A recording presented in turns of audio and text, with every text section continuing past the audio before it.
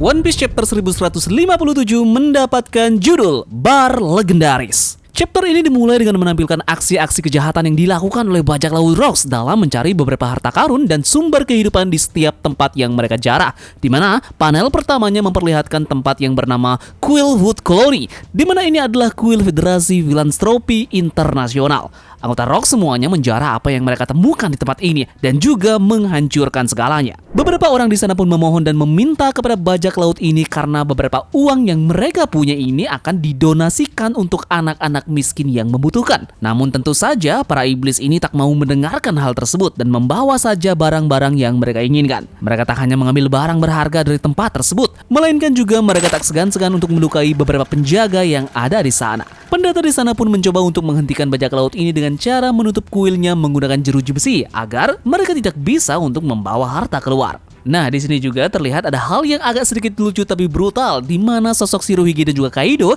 ditinggalkan begitu saja oleh beberapa kru, dan dengan sengaja Shiki malah melemparkan bom pada mereka berdua yang berada di bawah tanah. Otomatis saja terdapat sebuah ledakan besar dari hal tersebut. Ini pun memicu Shirohige marah besar, di mana dia pun menggunakan kemampuan gempanya untuk membuat miring struktur tanah yang ada di sana, dan bahkan juga mengenai beberapa kru Rocks yang lainnya yang terjatuh. Ini disebabkan karena dia kesal karena sudah ada seseorang yang mencoba untuk meledakkannya dengan Kaido. Terdapat percakapan menarik antara Kaido dan juga Shirohige di sini, di mana Kaido sangat iri dengan kekuatan mengerikan yang dimiliki oleh Shirohige dengan gempanya tersebut. Dan disinilah Shirohige menasehati Kaido bahwa sebaiknya dia harus memilih kekuatan apa yang akan dia inginkan saat mencari kekuatan tersebut, karena kekuatan akan terus ada dalam diri dari penggunanya seumur hidup. Shirohige pun mencari siapa yang membuat ulah dan mencoba meninggalkan mereka berdua di sana. Dan momen lucunya saat Silver X menuduh Shiki sebagai pelakunya dan Shiki malah terlihat punya ekspresi wajah yang lucu. Kapten mereka yakni Rocks pun bilang bahwa mereka harus cepat bergerak di sini dan mengamankan harta karun yang mereka dapatkan dari kuil tersebut.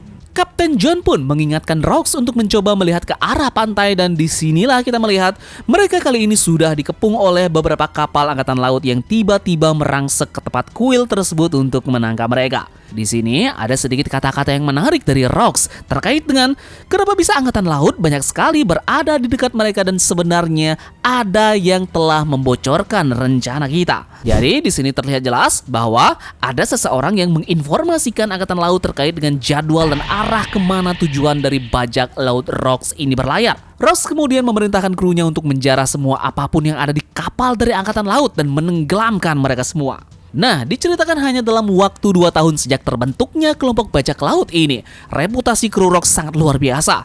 16 penyerbuan yang tercatat dalam laporan, di mana 76 kapal ditenggelamkan. 14 pelabuhan pun hancur lebur tak tersisa dan 5 kota hilang dalam peta. 1 negara juga runtuh dan 3 pelanggaran pasal 18 hukum internasional pun belum pernah terjadi sebelumnya. Kemudian 25 kejahatan kriminal pun yang tercatat dalam laporan juga terhapus secara senyap. Meskipun sang raja bajak laut di masa depan yakni Goldie Roger sudah berlayar di era ini, namun bukanlah sesuatu yang berlebihan jika periode ini dianggap sebagai era dari Rocks. Nah, panel pun berpindah dan kita lantas menuju ke Pulau Enishi di dunia baru.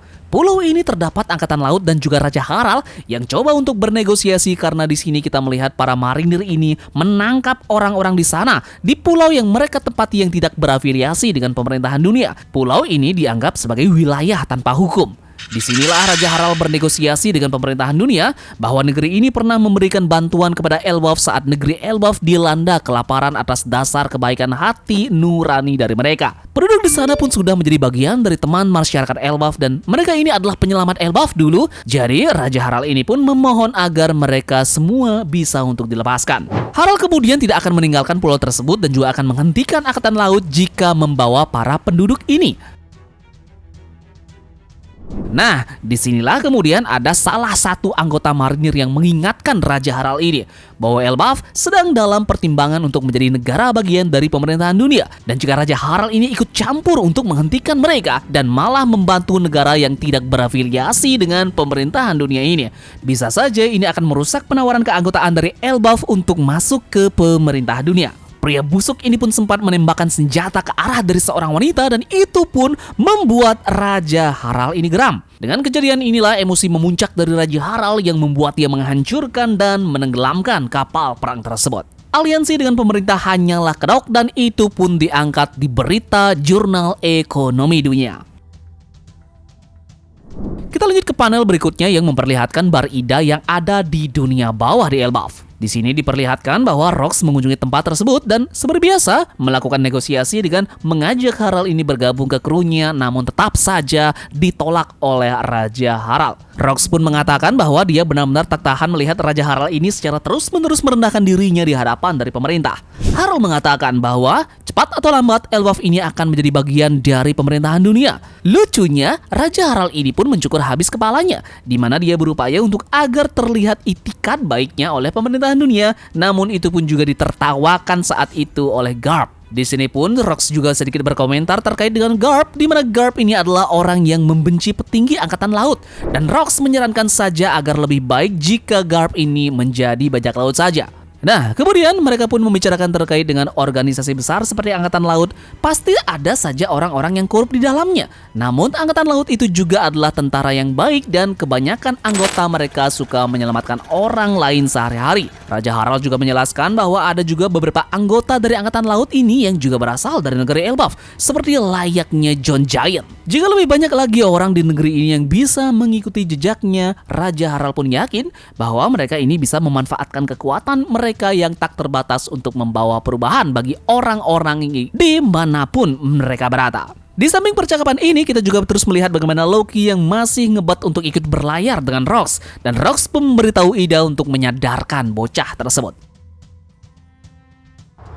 Oke, sekarang panel berpindah kembali dan kita akan menuju ke Mabes Angkatan Laut, di mana di sini terdapat beberapa petinggi Angkatan Laut yang membicarakan terkait dengan raksasa. Kita diperlihatkan 4 sosok petinggi Angkatan Laut, di mana Laksamana pada saat itu adalah Laksamana Kong. Ini adalah panglima tertinggi Angkatan Laut di masa depan. Berlanjut ke Laksamana Madya Otsuru, dia adalah perwira staf utama di masa depan. Disusul dengan Laksamana Madya Sengoku, di mana di sini masa depannya dia akan menjadi Laksamana besar. Dan tentu saja tak ketinggalan Laksamana Madya Garp yang juga dari sana, ini adalah kakek dari Luffy.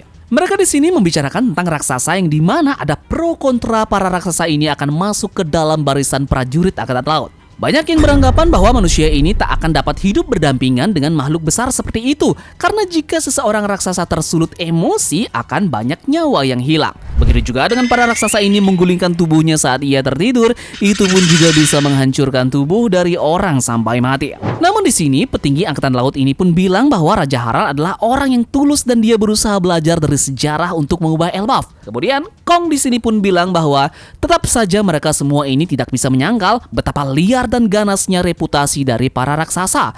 Namun, di sini juga Garp menyela bahwa itu justru kekuatan yang itulah dibutuhkan oleh Angkatan Laut sekarang. Mereka berempat ini sebenarnya sepakat untuk merekrut para raksasa Elbaf yang akan dijadikan pasukan mereka. Namun, dari atas elit pemerintahan dunia masih belum bergerak sama sekali membicarakan hal ini. Yup, sekarang kita beralih lagi ke panel yang tertuju ke Pulau Bajak Laut 42 tahun yang lalu. Di sini, para bandit di sana mendapatkan sebuah kabar berita tentang Sakuyaku yang keluar dari krunya dan mundur dari jabatannya sebagai Kapten Bajak Laut Kuja. Ini pun kemudian menggembarkan pulau tersebut akan berita heboh ini. Di sini lantas Gloriosa juga mendengar berita ini dan agak sedikit heran dengan apa yang sebenarnya dilakukan oleh Sakuyaku yang keluar dari Bajak Laut Kuja. Big Mom pun sempat berkomentar terkait dengan keluarnya Sakuyaku ini.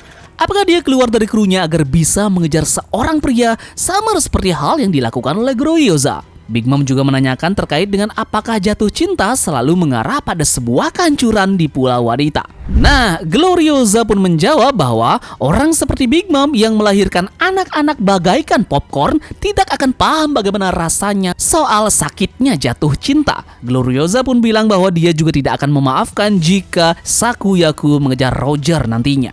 Di sini pun terdapat adegan salting dari Miss Buckingham juga yang meyakinkan Shirohige jika pria kekar tersebut matanya terus tertuju padanya. Namun Shirohige pun bilang bahwa dia tidak pernah jatuh cinta pada Stasia. Nah, di waktu yang bersamaan juga kita melihat bahwa Bajak Laut Kuja ini pun menuju ke Pulau Bajak Laut. Disinilah mereka mendarat dan kita melihat Sakuyaku yang berjalan turun ke pulau tersebut diikuti dengan pria-pria yang memandang wanita ini dengan kecantikannya yang membuat mereka terpana. Dalam sejarah Pulau Bajak Laut, konon katanya insiden ini merupakan salah satu yang terbesar dan bahkan di antara kejadian-kejadian besar yang masih belum terjadi. Kedatangan idol yang paling cantik di dunia yang menimbulkan kericuhan di pulau penuh penjahat ini. Nah, di sini kita pun melihat para penjahat yang terus-menerus merayu Kapten Bajak Laut Kuja ini yang bertanya, apakah dia juga akan ingin bergabung dengan kru Rocks ini seperti layaknya Gloriosa. Sakuyaku di sana pun menjawab bahwa dia hanya ingin tinggal di sana untuk sementara waktu. Keluar dari kelompok Bajak Laut Kuja tidak akan memberikan pengaruh apapun pada angkatan laut, sebab mereka selalu mengejar bajak laut ini sejak Sakuyaku masih menjadi bajak laut biasa.